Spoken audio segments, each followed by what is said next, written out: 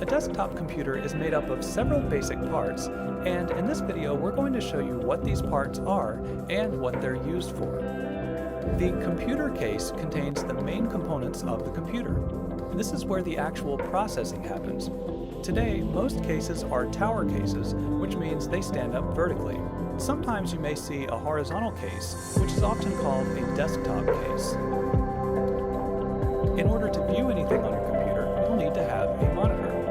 The monitor connects to the video card inside your computer to display images and text on the screen. Most monitors have LCD or LED displays, which can be made very thin so they don't use much desk space.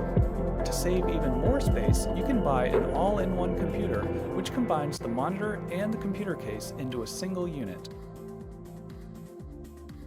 To interact with your computer, you'll need a keyboard and mouse. Keyboards come in different shapes and sizes, for example, ergonomic and wireless keyboards. The mouse is used to control the mouse pointer on the screen. It can either be optical, which has an electrical eye on the bottom, or mechanical, which uses a rolling ball to detect movement. Some people prefer to use a trackball or touchpad instead of a mouse. These use less desk space since they don't need to move around when you're using them.